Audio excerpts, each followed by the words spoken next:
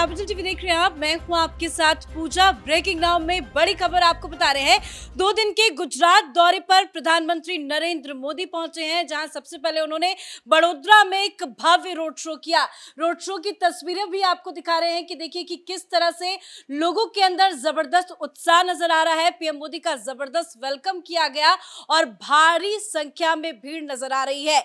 Colonel Sophia Qureshi के माता पिता भी यहाँ पे पहुंचे थे, जिन्होंने पीएम मोदी पर फूल बरसाए और पीएम मोदी ने खुद उनके माता पिता को नमन किया। इसके बाद पीएम मोदी ने एक विशाल जनसभा को संबोधित भी किया और पाकिस्तान में एक बार फिर से जमकर गरजे हैं। बताया जा रहा है कि 4 बजे पीएम मोदी भुज पहुंचने वाले हैं, वहां पे भी एक विशाल रोड शो में नजर आएंगे। तो पीएम मोदी के गुजरात दौरे से जुड़ी तमाम बड़ी अपडेट आपको बताएंगे। मेरे साथ जुड़े हुए हैं कैपिटल टीवी के editor in chief doctor Manish Kumar. Gujarat हमेशा से पीएम मोदी का खास रहा है। गुजरात में इस तरह से स्वागत, लेकिन पाकिस्तान को एक बार फिर से यहाँ से सख्त चेतावनी। देखिए जिस तरह का स्वागत किया गया, ये ही इज अ लोकल बॉय। वहां जिस हिसाब से देखिए लाखों की संख्या में, इसका मतलब ये है कि मैसेज लाउड एंड क्लियर है। The popularity of PM Modi वो जरा सा भी हिला डुला नहीं है, बढ़ता ही जा रहा है। वो बढ़ता ही जा रहा है। आज वो दाहोद में थे, जहां उन्होंने पब्लिक रैली को संबोधित किया। उससे पहले वो रेलवे कारखाना, वहां जाकर के इस सारी चीजों को वहां से उन्होंने एक बड़ा मैसेज जो पब्लिक इससे गया, विपक्षियों को भी गया, अमेरिका और तमाम उस तरह के देश जो हिंदुस्तान को नकेल कसना चाह रहे हैं, उनको भी एक करारा जवाब दिया। आज प्रधानमंत्री मोदी के शासनकाल का 11 साल पूरा हुआ है ना। और उन्होंने, और टाइम देखिए कि किस तरीके से खबर कल आई कि हिंदुस्तान दुनिया का चौथा सबसे बड़ा इकोनॉमी बन गया है।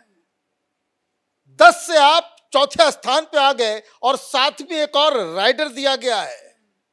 राइडर यह है कि अगले 4 महीने में हम दुनिया के 3rd लार्जेस्ट इकोनॉमी बनने जा रहे हैं। ये घोषणा के साथ चौथे पायदान पे आए हैं। मतलब अमेरिका, चीन के बाद दुनिया की सबसे बड़ी आर्थिक शक्ति वो हिंदुस्तान बन जाएगा। कुछ तो क्रेडिट देना पड़ेगा इस आदमी को, कुछ यहाँ ज्यादा जो तमाम लोग, कुछ तो क्रेडिट देना पड़ेगा कि ये जो हिंदुस्तान कुछ अलग कर सकता है। और इसी चीज को आज प्रधानमंत्री मोदी ने उजागर किया। अभी तो ऑपरेशन सिंदूर का मामला चल रहा है और कर्नल कुरैशी के घर वाले, उनकी बहन, उनकी माता, उनके पिता, ये तमाम लोग जिस तरह से फूल बरसा रहे थे और जिस तरीके से उनका अभिवादन किया प्रधानमंत्री मोदी ने, ये कई सारे लोगों के मुंह के ऊपर ताला बंद हो जाएगा। लेकिन जो कंटेंट है, कंटेंट क्या है, प्रधानमंत्री मोदी ने आज गिनाया कि यहाँ पे दाहोद में जो बोगियां हम रेलवे की बनाते हैं, मैं ऑस्ट्रेलिया गया, मैं जर्मनी गया, साउथ अफ्रीका गया, ब्राजील गया, मेक्सिको, पनामा। हिंदुस्तान, जब पहली बार हिंदुस्तान में ये मेट्रो आया था तो जापान से हमने इंपोर्ट किया था इन बॉगीज को। ये जो दिलसाद गार्डन से रिठाला तक ये जो मेट्रो लाइन जो सबसे पहले जो खोली गई, उसमें जापान से हमने बॉगीज मंगवाए थे।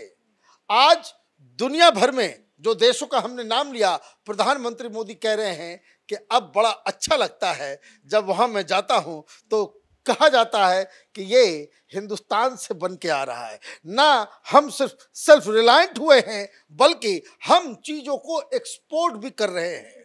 लेकिन मामला सिर्फ रेलवे बॉगीज का नहीं है, रेलवे इंजन का नहीं है, मामला हथियार का भी है। ऑपरेशन सिंदूर को लेकर के फिर प्रधानमंत्री ने कहा, दोहराया, पाकिस्तान को चेताया और कुछ देर के बाद वो भुज जाने वाले हैं, जहां पे पाकिस्तानी मिसाइलों और ड्रोन्स ने लाख कोशिश कर ली। कहा जा रहा है कि कम से कम वहां पे 400 ड्रोन्स और मिसाइल से भुज के एयरबेस को दागने की कोशिश की, लेकिन वो बाल बाका नहीं कर सके। और वो सारा काम कोई S-400 से नहीं, बल्कि हिंदुस्तान के अपने डिफेंस सिस्टम से हमने उसको ताबड़तोड़ जो है जवाब दिया। तो ये जो प्रधानमंत्री मोदी ने आज जिस तरीके का भाषण दिया है, विरोधी भी सही लेकिन कलेजा बाग बाग हो गया होगा। लेकिन हर बार जब पीएम मोदी भाषण देते हैं तो नो डाउट जबरदस्त भाषण होता है और पाकिस्तान को कड़ी चेतावनी होती है। बॉर्डर इलाके का दौरा पीएम मोदी करेंगे, 2 दिन का उनका दौरा है। इस इलाके से संदेश देना, बुझ जाना, ये क्या संदेश देना? देखिए, 2-3 चीजें इससे होती है। एक, भारत विजयी हुआ। पाकिस्तान को हमने जिस तरह से सांप को मारने के बाद सांप के मुंह को बिल्कुल क्रश कर दिया जाता है, पाकिस्तान की हालत हमने वही कर दी है। इसलिए जिस एयरपोर्ट के बारे में पाकिस्तान के प्रधानमंत्री, रक्षा मंत्री, विदेश मंत्री, वहां का कायर जनरल वो ये कहता था कि हमने आदमपुर एयरबेस को तबाह बर्बाद कर दिया, सबसे पहले बॉर्डर पे वहीं गए।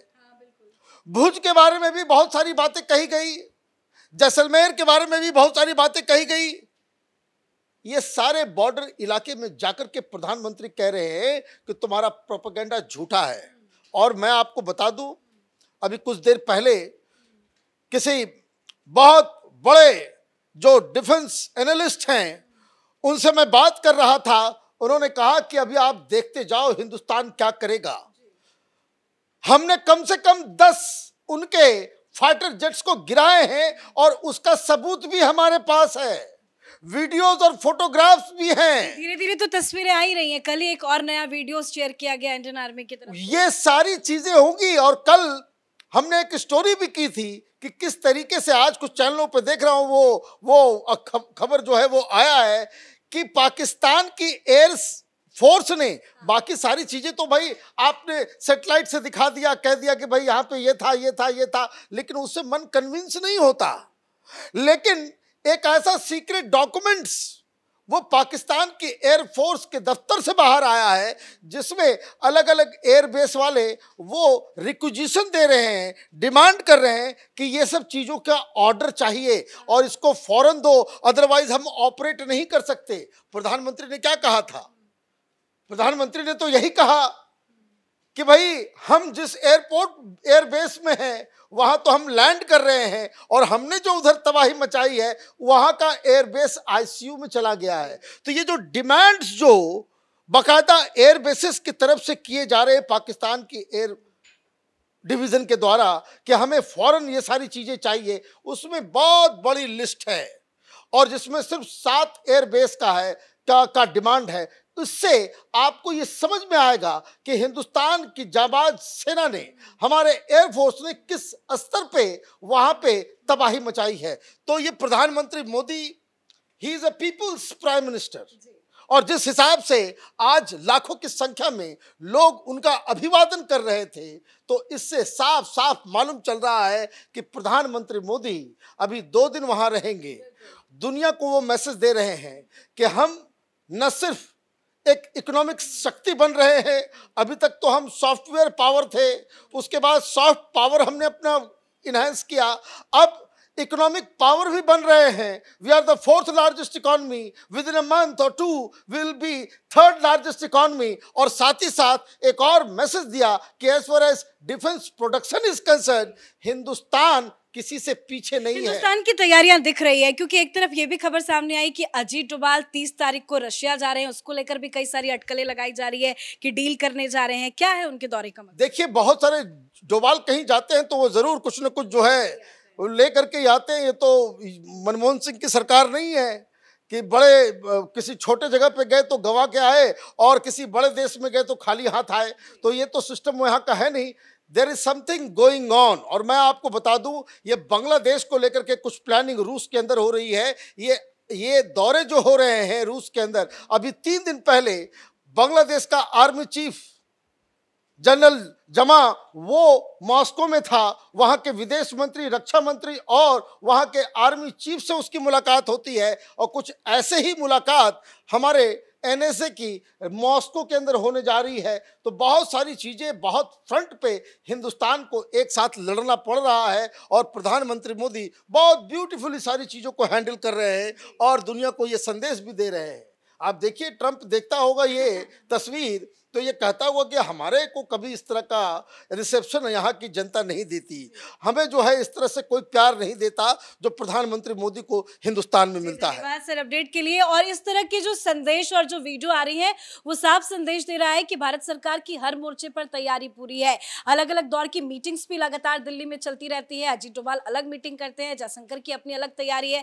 बताया जा रहा है कि 30 तारीख को अजीत डोभाल रशिया के दौरे पर जाएंगे। पर इसी बीच जो लगातार पीएम मोदी दौरा कर रहे हैं उससे भी पाकिस्तान में हलचल मची हुई है। इसके पहले पीएम मोदी बीकानेर गए थे राजस्थान के, अब 2 दिनों के गुजरात दौरे पर है और उनका मकसद ही यही है कि हर अलग अलग मंचों से जाकर पाकिस्तान का असली चेहरा जनता के सामने लाना। तो इस बड़ी खबर में मेरे साथ फिलहाल इतना ही। कैमरा पर्सन अशोक के साथ मैं पूजा, कैपिटल टीवी।